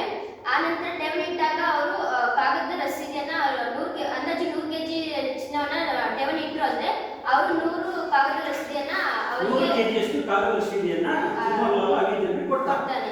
ಆಗ ಅವರು ಆ ರಸೀದಿಯನ್ನ ಬಳಸ್ಕೊಂಡು ಯಾವುದೇ ವಸ್ತುವನ್ನ ತಗೋಬೇಕಾದ್ರೂ ಆ ರಸೀದಿನ ವಿನಿಮಯ ಮಾಡ್ಕೊಳ್ತಾ ಮಾಧ್ಯಮವಾಗಿ ಬಳಸ್ಕೊಳ್ತಾ ಇರ್ತಾರೆ. ಆಗ ಒಂದು ದಿನ ರಾಮಮೋಹನನು ಬಂದು ಚಿನ್ನವರ್ಲಾಲ್ ಹತ್ರ 25 kg ಬಂಗಾರ ಬೇಕು ಸಾಲವಾಗಿ ಕೊಡು ಅಂತ ಕೇಳ್ತಾರೆ. ಅವಾಗ ಚಿನ್ನವರ್ಲಾಲ್ ಯೋಚನೆ ಮಾಡ್ತಾನೆ, ಕೊಡ್ಬೋದು ಅಥವಾ ಇಲ್ವೋ 25 kg. ಹಳ್ಳಿ ಜನ ಏನು ಒಟ್ಟಿಗೆ ಬಂದು 100 kg ಕೇಳಲ್ಲ, ನಾನು ಕೊಟ್ಟಿರ್ಬೋದು ಅಂತ ಹೇಳಿ ಅವ್ರಿಗೆ 25 kg ರಾಮನ್ ಕೊಡ್ತಾನೆ. ಆಗ ರಾಮಮೋಹನನು ಯಾವುದೋ ಸಾಲಕ್ಕೋಸ್ಕರ ಲಕ್ಷ್ಮಣನಿಗೆ ಅವನು 25 kg ಸಾಲ ಕೊಡ್ತಾನೆ. ಲಕ್ಷ್ಮಣ ಮತ್ತೆ ಆ ಸಾಲನ 25 kg ಬಂಗಾರನ ಇಸ್ಕೊಂಡು ಅವನಿಗೂ ಭಯ ಇರುತ್ತೆ, ಕಳ್ಳರು ಎಲ್ಲರೂ ಕತ್ಕೊಂಡು ಹೋಗ್ತಾರೆ ಅಂತ ಭಯ ಇರುತ್ತೆ. ಆಗ ಅವನು ಹೋಗಿ ಮತ್ತೆ ಚಿನ್ನವರ್ಲಾಲ್ ಹತ್ರ ಠೇವಣಿಗೆ ಇಡ್ತಾನೆ. ಆಗ ಅವನು 25 kgಗೆ ಸೇರಿಸಿ ಇದು ಕಾಗದ ರಸೀದಿನ ಕೊಡ್ತಾನೆ. ಆಗ ಟೋಟಲ್ 125 kgಗೆ ಕಾಗದ ರಸೀದಿನ ಕೊಟ್ಟಂಗಾಗುತ್ತೆ. ಮತ್ತೆ ಇನ್ನೊಬ್ಬ ಯಾರೋ ಬಂದು 20 kg ಬಂಗಾರನ ಕೇಳ್ತಾನೆ. ಆವಾಗ ಅವನಿಗೂ 20 kg ಬಂಗಾರನ ಚಿನ್ನವರ್ಲಾಲ್ ಕೊಡ್ತಾನೆ. ಮತ್ತೆ ಅವನು ಕೂಡ ಇನ್ನೊಬ್ರಿಗೆ ಯಾರಿಗೋ ಕೊಡ್ತಾನೆ. ಆವಾಗ ಅವನಿಗೂ ಕಳ್ಳರು ಭಯ ಇರುತ್ತೆ, ಅವನು ಸಹ ತಂದು ಚಿನ್ನವರ್ಲಾಲ್ ಹತ್ರ ಠೇವಣಿಗೆ ಚಿನ್ನನ ಇಡ್ತಾನೆ. ಆಗ ಅವನು 20 kg ಸೇರಿಸಿ ಕಾಗದದ ರಸೀದಿನ ಇರ್ತಾನೆ. ಟೋಟಲ್ 145 kg ಬಂಗಾರಕ್ಕೆ ರಸೀದಿನ ಅರ್ಧಂಗಾಗುತ್ತೆ. ಈಗ ಚಿನ್ನವರ್ಲಾಲ್ ಗಾಡಿಯಲ್ಲಿ ಹಣವನ್ನ ಸೃಷ್ಟಿ ಮಾಡಬೇಕಾಗಿತ್ತು. ಅದೇ ರೀತಿ ಈಗಲೂ ಆಧುನಿಕವಾಗಿಯೂ ಕೂಡ ಬ್ಯಾಂಕ್ಗಳಲ್ಲಿ ಚಿನ್ನವರ್ಲಾಲ್ನ ಒಂದು ಇದನ್ನೇ ಅನುಸರಿಸ್ತಾ ಇದ್ದಾರೆ. ಅಂದ್ರೆ ಈಗ ಯಾರ ದುಡ್ಡಿದೆಯಾ ಅವರು ತಗೊಂಡೋಗಿ ಬ್ಯಾಂಕಿಗೆ ಠೇವಣಿನ ಇಡ್ತಾರೆ. ಅವರಿಗೆ ಸ್ವಲ್ಪ ಪ್ರಮಾಣದ ಬಡ್ಡಿಯನ್ನ ಕೊಡ್ತಾರೆ. ಇನ್ನ ಅವರು ಮತ್ತೆ ಯಾರಿಗೆ ಸಾಲ ಕೊಡ್ಬೇಕು, ಈಗ ಗೃಹ ಸಾಲ, ವಾಹನ ಸಾಲ, ಅದ್ರ ಮೇಲೆ ಸಾಲ ತಗೊಂಡಿರ್ತಾರಲ್ಲ, ಮನೆ ಸಾಲ, ಬೆಳೆ ಸಾಲ, ಕೃಷಿಗೆಲ್ಲ ಓದೋಕೆ ಅವರಿಗೆಲ್ಲ ಸಾಲ ಕೊಡ್ತಾರಲ್ಲ, ಅದ್ರ ಮೇಲೆ ಜಾಸ್ತಿ ಬಡ್ಡಿಯನ್ನ ಹಾಕಿ ಅವರು ಯಾರು ಸಾಲನ ಇಟ್ಟಿರ್ತಾರೆ, ಹಣ ಇಟ್ಟಿರ್ತಾರೆ, ಅವರು ಸ್ವಲ್ಪ ಪ್ರಮಾಣದ ಬಡ್ಡಿ ಕೊಟ್ಟು ಇನ್ನ ಅವರು ಗಾಳಿಯಲ್ಲಿ ಹಣನ ಸೃಷ್ಟಿ ಮಾಡ್ದಂಗೆ ಆಗುತ್ತೆ. ಅದೇ ರೀತಿ ಚಿನ್ನವರ್ಲಾಲ್ನ ಒಂದು ಇದನ್ನೇ ಈಗಿನ ಆಧುನಿಕವಾಗಿ ಅನುಸರಿಸುತ್ತಾರೆ ಅನ್ನೋದು ಇದರ ಮತ್ತೆ ಯಾರು ಹೇಳ್ತೀರಾ? ಚಿನ್ನವರ್ಲಾಲ್ ಬ್ಯಾಂಕ್ಗಳ ಠೇವಣಿ ಮತ್ತು ಸಾಲ ನಿರ್ಮಾಣ ಪ್ರಕ್ರಿಯೆ ಮೇಲೆ ಚಿನ್ನವರ್ಲಾಲ್ ಕಥೆಯನ್ನು ಬರೆಯಿರಿ. ಈಗ ನಾನು ಹೇಳಿದೆ ಕಥೆನ, ನಾನು ಹೇಳಿದೆ ಅರ್ಥ ಆಯ್ತು, ಕೆಲವರಿಗೆ ಅರ್ಥ ಆಯ್ತು, ಕೆಲವರಿಗೆ ಅರ್ಥ ಆಗಿಲ್ಲ. ಚೈತ್ರನ ಹೇಳಿದ್ರು ಕಥೆನ. ಚೈತ್ರ ಹೇಳಿದಾಗ ನಿಮ್ಗೆ ಅರ್ಥ ಆಗ್ಬೇಕಾ? ಅಲ್ಲೇನ್ರಿ ಕೃಪಾ? ನಾನು ಹೇಳಿದ ಅರ್ಥ ಆಗಿಲ್ಲ, ಓಕೆ. ಚೈತ್ರ ಹೇಳಿದಾಗ ಅರ್ಥ ಆಗ್ಬೇಕಲ್ಲ. ಈ ಚೈತ್ರ ನಾನಿಂದ ಹೇಳಿದ ಕಥೆಯ ಕಾವ್ಯ ಮತ್ತೇನು ಚಿನ್ನವರ್ಲಾಲ್ ಕಥೆ. ಒಂದೊಂದು ಹಳ್ಳಿಯಲ್ಲಿ ಚಿನ್ನವರ್ಲಾಲ್ ಅನ್ನೋ ಅಂಕಸಾಲಿಗ ಇರ್ತಾನೆ. ಆ ಊರಿನಲ್ಲಿರೋ ಜನರು ಸರಕುಗಳನ್ನ ವಿನಿಮಯ ಮಾಡ್ಕೊಳ್ಳೋಕ್ಕೆ ಚಿನ್ನ ಮತ್ತು ಅಮೂಲ್ಯವಾದ ವಸ್ತುಗಳನ್ನ ಬಳಸ್ತಾ ಇರ್ತಾರೆ. ಅವರಿಗೆ ಒಂದು ಭಯ ಆದಾಗ ಎಲ್ಲಿ ಕಳ್ಳರು ಬಂದು ನಾವು ಇದು ಮಾಡ್ತಾ ಇದ್ರೆ ಕರ್ಕೊಂಡು ಹೋಗ್ತಾರೋ ಅನ್ನೋ ಭಯದಲ್ಲಿ ಚಿನ್ನವರ್ಲಾಲ್ ಹತ್ರ ಠೇವಣಿಯಾಗಿ ಇಡ್ತಾರೆ. ಆ ಚಿನ್ನವರ್ಲಾಲ್ ಒಂದು 100 kg ಅಷ್ಟು ಬಂಗಾರಕ್ಕೆ ಠೇವಣಿ ರಸೀದಿನ ಕೊಡ್ತಾನೆ. ಆ ರಸೀದಿಯಿಂದ ಆ ಊರಿನ ಜನರು ತಮಗೆ ಬೇಕಾದ ಅಗತ್ಯ ವಸ್ತುಗಳಿಗೆ ವಿನಿಮಯ ಮಾಡಿಕೊಡ್ತಾ ಇರ್ತಾರೆ. ಹೀಗೆ ಮಾಡ್ಕೊಳ್ತಾ ಒಂದಿನ ರಾಮಮೋಹನ್ 100 kg ಅಷ್ಟು ರಸೀದಿ ಆದಮೇಲೆ ಒಂದಿನ ರಾಮಮೋಹನ್ ಚಿನ್ನವರ್ಲಾಲ್ ಹತ್ರ ಬಂದು ನನಗೆ 25 kg ಅಷ್ಟು ಬಂಗಾರ ಸಾಲ ಬೇಕು ಅಂತೇಳಿ ಸಾಲ ಕೇಳಿದಾಗ ಚಿನ್ನವರ್ಲಾಲ್ ಯೋಚನೆ ಮಾಡ್ತಾನೆ, ನಾನು ನಿಮಗೆ 100 kg ಸಾಲ ಕೊಡ್ಬೋದಾ? ಈಗ 100 ಜನ ಬಂಗಾರ ಇಟ್ಟರು 100 kg ಇಟ್ಟಿರೋರು ಬಂದು ಒಮ್ಮೆಲೆ ಸಾಲ ಕೇಳಲ್ಲ ನನ್ನ ಬಂಗಾರ, ನಾನು ಕೊಡ್ಬೋದು ಅನ್ನೋ ಇದರಲ್ಲಿ ಅವನು ಕೊಡ್ತಾನೆ. ಆ ರಾಮಮೋಹನ್ ಮತ್ತೆ ಲಕ್ಷ್ಮಣನಿಗೆ ಏನಕ್ಕೋ ಕೊಡ್ಬೇಕಾಗಿರುತ್ತೆ, ಅವನು ಕೊಡ್ತಾನೆ 25 kg ಅಷ್ಟು ಬಂಗಾರನ. ಲಕ್ಷ್ಮಣನಿಗೆ ಕೊಟ್ಟಾಗ ಲಕ್ಷ್ಮಣ ನಾನು ಇಲ್ಲಿ ಮನೇಲಿ ಇಟ್ಕೊಂಡ್ರೆ ಕಳ್ಳರು ಕಾಕರೆ ಬಂದು ಕರ್ಕೊಂಡು ಹೋಗ್ತಾರೆ, ಹಾಗಾಗಿ ನಾನು ಚಿನ್ನವರ್ಲಾಲ್ ಹತ್ರ ಇಡೋದು ಒಳ್ಳೇದು ಅಂತ ಹೇಳ್ಬಿಟ್ಟು ಮತ್ತೆ ಚಿನ್ನವರ್ಲಾಲ್ ಕೈಲಿ ತಂದು ಕೊಡ್ತಾನೆ. ಆ 25 kgಗೆ ಚಿನ್ನವರ್ಲಾಲ್ ರಸೀದಿನ ಕೊಡ್ತಾನೆ.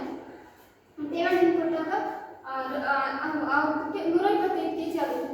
ಹೀಗೆ ಮತ್ತೆ ಇನ್ನೊಬ್ಬ ಬಂದು ನನಗೆ 20 kg ಬಂಗಾರ ಸಾಲವಾಗಬೇಕು ಅಂತ ಕೇಳಿದಾಗ ಚಿನ್ನವರ್ಲಾಲ್ ಮತ್ತೆ 20 kg ಸಾಲ ಕೊಟ್ಟು ಆ 20 kgನ ಇನ್ನೊಬ್ಬರಿಗೆ ಕೊಟ್ಟಾಗ್ಲೂ ಅವ್ರು ಬಂದು ಮತ್ತೆ ಚಿನ್ನವರ್ಲಾಲ್ ಕೈಗೆ ಕೊಟ್ಟಾಗ ಒಟ್ಟು 145 kg ಚಿನ್ನಕ್ಕೆ ರಸೀದಿ ಕೊಟ್ಟಂಗಾಗುತ್ತೆ. ಹಿಂಗೆ ಚಿನ್ನವರ್ಲಾಲ್ನ ಠೇವಣಿ ರಸೀದಿ ಗಾಳಿಯಲ್ಲಿ ಹಣ ತೋರ್ಬಿಟ್ಟಂಗಾಗುತ್ತೆ. ಈ ವಿನಿಮಯ ಈಗಿನ ಪ್ರಸ್ತುತ ಬ್ಯಾಂಕ್ ಪದ್ಧತಿಯೂ ಸಹ ಚಿನ್ನವರ್ಲಾಲ್ನ ಥರನೇ ಅನುಸರ ಮಾಡ್ತಾ ಇದ್ದಾರೆ. ದುಡ್ಡಿರೋರು ಬಂದು ಬ್ಯಾಂಕಲ್ಲಿ ಸಾಲ ಇಟ್ಟಾಗ್ಲೂ ಠೇವಣಿ ಇಟ್ಟಾಗ ಠೇವಣಿನ ಎಷ್ಟು ಆ ಠೇವಣಿಗೆ ಎಷ್ಟು ಬಡ್ಡಿ ಬೇಕೋ ಅಷ್ಟು ಸ್ವಲ್ಪ ಪ್ರಮಾಣದಲ್ಲಿ ಬಡ್ಡಿನ ಹಾಕ್ತಾರೆ. ಮತ್ತು ಅವ್ರಿಗೆ ಬೇಕಾದಾಗ ಅವರು ಹಣನ ತಗೊಳ್ಳೋ ಥರ ಮಾಡ್ತಾರೆ. ಚೆಕ್ ಮತ್ತೆ ಕಾರ್ಡ್ಗಳು ATM ಕಾರ್ಡ್ಗಳನ್ನ ಬಳಸೋ ಥರ ಮಾಡ್ಕೊಳ್ತಾರೆ. ಸಾಲ ಬೇಕಾದವರಿಗೆ ಗೃಹ ಸಾಲ, ಕೃಷಿ ಸಾಲ, ಮತ್ತು ಹಿಂಗೆ ಕೈಗಾರಿಕಾ ಸಾಲ, ವಾಹನ ಸಾಲ ಬೇಕಾದವರಿಗೆ ಆ ಹಣನ ಸಾಲ ರೂಪದಲ್ಲಿ ಕೊಡ್ತಾರೆ. ಮತ್ತೆ ಈಗ ನಾನು ಹೇಳಿದ ಕತೆ ಬಿ ಸೆಕ್ಷನ್ ಯಾರಿಗೂ ಅರ್ಥ ಆಗಲಿಲ್ಲ, ಚೈತ್ರ ಹೇಳಿದ ಕಥೆನೂ ಅರ್ಥ ಆಗಲಿಲ್ಲ. ಈಗ ಅಟ್ಲೀಸ್ಟ್ ಕಾವ್ಯ ಹೇಳಿದ್ರೆ ಅರ್ಥ ಆಗ್ಬೇಕಲ್ಲ.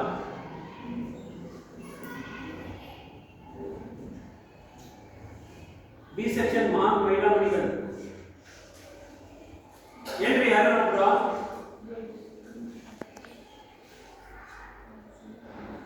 ಪದ್ಮಾವತಿ,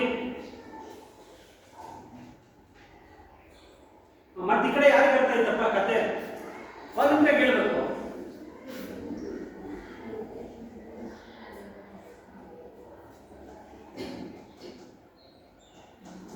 ನಿನಗೆ ಅರ್ಥ ಆಯ್ತಮ್ಮ? ಹೇಳ. ಒಂದರಲ್ಲಿ ಒಬ್ಬ ಲಾಲಾ ಅಂತ ಇರ್ತಾನೆ, ಚಿನ್ನದ ಲಾಲಾ ಅಂತ ಇರ್ತಾನೆ. ಅವನು ಅಕ್ಕಸಾಲಿಗಾಗಿರ್ತಾನೆ. ಆ ಊರಿನ ಜನರು ಸರಕು ಮತ್ತೆ ಸೇವೆಗಳನ್ನ ಮಾಡ್ಬೇಕು ಅಂತ ಹೇಳ್ತಾರೆ. ಆಗ ಚಿನ್ನದ ಲಾಲನ ಹತ್ರ ಎಲ್ಲ ಅಲ್ಲಿ ಕಳ್ಳರು ಇರ್ತಾರೆ, ಬಂಗಾರನೆಲ್ಲ ಇರ್ತಾರೆ ಅಂತ ಮನೇಲಿ ಅವನ ಮೇಲೆ ನಂಬಿಕೆ ಇಟ್ಕೊಂಡು ಚಿನ್ನದ ಲಾಲನ ಹತ್ರನೇ ಎಲ್ಲ ಬಂಗಾರನ ತಂದು ಹಳ್ಳಿ ಜನರು ಕೊಡ್ತಾರೆ. ಆಗ ಒಬ್ಬ ಬರ್ತಾನೆ, ರಾಮ ಅಂತ ಬರ್ತಾನೆ, ನನಗೆ 100 kg ಆಗಿರುತ್ತೆ ಅಂತ. ಅವಾಗ ನನಗೆ ಸಾಲ ಬೇಕು 25 kg ಅಂತ ಕೇಳ್ತಾನೆ. ಆಗ ಅವನು ನಾನು ಇದನ್ನ ಕೊಡ್ಬೋದಾ, ಯಾಕಂದರೆ ಅವ್ರ ಹೆಸರಲ್ಲಿ ಇರುತ್ತೆ, ಅವ್ರಿಗೆ ಎಲ್ಲ ನಾನು ಕೊಡೋಕ್ಕಾಗಲ್ಲ. ಆಮೇಲೆ ಮತ್ತೆ ಇನ್ನೊಂದ್ಸತಿ ಯೋಚನೆ ಮಾಡ್ತಾನೆ, ಅವರು ಏನಾದರೂ ಬಂದು ಎಲ್ಲ ಒಟ್ಟಿಗೆ ಕೇಳಲ್ಲ, 100 ಜನನು ಬಂದುಬಿಟ್ಟು ನನ್ನಂತ ಹೇಳ್ಬಿಟ್ಟು ಯೋಚನೆ ಮಾಡಿ ಅವನಿಗೆ 25 kg ಕೊಡ್ತಾನೆ. ಅವಾಗ ಅವನು ರಸೀದಿ ಕೊಡ್ತಾನೆ. ಆಮೇಲೆ ಮತ್ತೆ ಅವನು ಲಕ್ಷ್ಮಣನಿಗೆ ಕೊಡ್ತಾನೆ. ಲಕ್ಷ್ಮಣ ಏನು ಮಾಡ್ತಾನೆ ಅಂದರೆ ಅವನಿಗೂ ಭಯ ಆಗುತ್ತೆ, ಅಷ್ಟು kg ನಾನು ಇಲ್ಲಿ ಇಟ್ಕೊಡ್ಲಿ ಅಂತ ಮತ್ತೆ ಬಂದುಬಿಟ್ಟು ಚಿನ್ನದ ಕೈಗೆ ಕೊಡ್ತಾನೆ 25 kg. ಅವಾಗ ಒಟ್ಟು 125 kg ಬಂಗಾರ ಆಗುತ್ತೆ. ಅವಾಗ ಅವನು ರಸೀದಿನ ಅವನಿಗೂ ಕೊಡ್ತಾನೆ. ಆಮೇಲೆ ಇನ್ನೊಬ್ಬ ಬಂದುಬಿಟ್ಟು ನನಗೆ 20 kg ಚಿನ್ನ ಬೇಕು ಅಂತ ಕೇಳ್ತಾನೆ. ಅವಾಗ ಮತ್ತೆ ಅವನು ಕೊಡ್ತಾನೆ. ಕೊಟ್ಟಾದ್ಮೇಲೆ ಅವನಿಗೂ ರಸೀದಿ ಕೊಡ್ತಾನೆ. ಒಟ್ಟು 145 kg ಬಂಗಾರ ಆಗುತ್ತೆ. ಆಗ ಅವನು ಗಾಳಿಯಲ್ಲಿ ಹಣ ಬಿಟ್ಟಂಗಾಗುತ್ತೆ, ಸೃಷ್ಟಿ ಮಾಡಿದಂತೆ ಮಾಡಿದಂತಾಗುತ್ತೆ.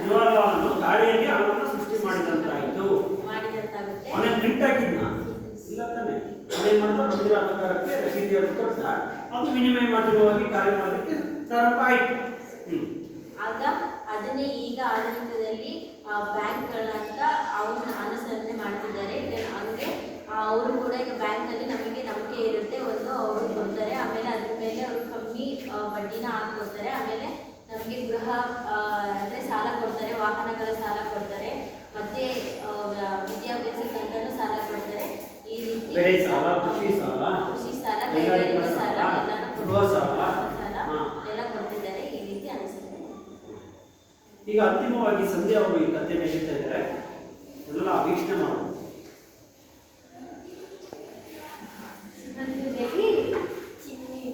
ಲಾಲ ಅಂತ ಹೇಳ್ತಾರೆ, ಚಿನ್ನವನ್ ಲಾಲ ಅಂತ. ಅವನು ಅಕ್ಕಸಾಲಿಗ.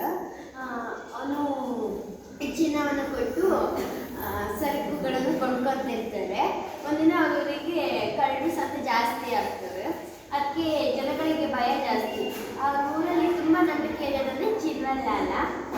ಅದಕ್ಕೆ ಅವ್ರ ಮನೇಲಿ ಇದ್ದ ಎಲ್ಲ ಚಿನ್ನಗಳನ್ನು ಚಿನ್ನವನ್ ಲಾಲ ಕೊಡ್ತಾ ಇರ್ತಾರೆ. ಅದು 100 kg ಆಗುತ್ತೆ. ಅವ್ರು ಕೊಟ್ಟಾಗೆಲ್ಲ ಒಂದು ರೆಸಿಪ್ಟ್ ಕೊಡ್ತಾನೆ. ಅದಕ್ಕೆ ಸ್ವಲ್ಪ ಮಟ್ಟದ ಬಡ್ಡಿ ಶೂಟ್ ಆಗ್ತಾನೆ. ಒಂದಿನ ಯಾರೋ ಒಂದು ರಾಮ ಬರ್ತಾನೆ. ರಾಮ ಬಂದು ನನಗೆ 25 kg ಚಿನ್ನ ಬೇಕು, ನನಗೆ ಕೊಡು ಅಂತೇಳಿ ಅವ್ನು ಯೋಚನೆ ಮಾಡ್ತಾನೆ, ಇನ್ನು ನಾನು ಕೊಡ್ಬೋದಾ ಅಂತ. ಆಮೇಲೆ ಅವನು ಕೊಡ್ತಾನೆ. ಅದು ರಾಮ ಕೊಡ್ತಾನೆ. ರಾಮ ಲಕ್ಷ್ಮಣ ಕೊಡ್ತಾನೆ. ಅವನಿಗೂ ಭಯ ಇರುತ್ತೆ, ಚಿನ್ನ ಇಟ್ಕೊಳೋದ್ರೆ ಸುಮ್ಮನೆ ಅಲ್ಲ, ಒಂದು ದೊಡ್ಡ ಸಾಹಸ ಮಾಡ್ತಾನೆ. ಅವನಿಗೂ ಭಯ ಆಗುತ್ತೆ. ಅವನು ಚಿನ್ನದ ಲಾಲ ಕೊಡ್ತಾನೆ. ಅವನು ಚಿನ್ನದ ಲಾಲ ಬಂದು ಅವನು ರೆಸಿಪ್ಟ್ ಕೊಡ್ತಾನೆ. ರೆಸಿಪ್ಟ್ ಕೊಟ್ಟು ಇಟ್ಟಿರ್ತಾನೆ. ಅವನಿಗೆ ಮತ್ತೊಬ್ಬ ಬರ್ತಾನೆ. ಮತ್ತೊಬ್ಬ ಬಂದು ಚಿನ್ನದ ಲಾಲ ಹತ್ರ ಸಾಲ ತಗೊತಾನೆ. ಅವನು ಮತ್ತೊಬ್ಬ ಕೊಡ್ತಾನೆ. ಅವನು ಬಂದು ಚಿನ್ವರ್ಲಾಲ್ಗೆ ಕೊಡ್ತಾನೆ. ಚಿನ್ವರ್ಲಾಲ್ಗೆ ಈಗ 145% ಜಾಸ್ತಿ ಆಗಿದೆ. 145 kg ಚಿನ್ನ ಜಾಸ್ತಿ ಆಗುತ್ತೆ. ಆಗ 145 kgಗೆ ಅವನು ಕಾಗದ ರಶೀದಿಯನ್ನ ಕೊಡ್ತಾನೆ. ಇದರಿಂದ ಲಾಲ ಗಾಳಿಯಲ್ಲಿ ಹಣವನ್ನು ಸೃಷ್ಟಿ ಮಾಡಿದಂಗಾಯ್ತು.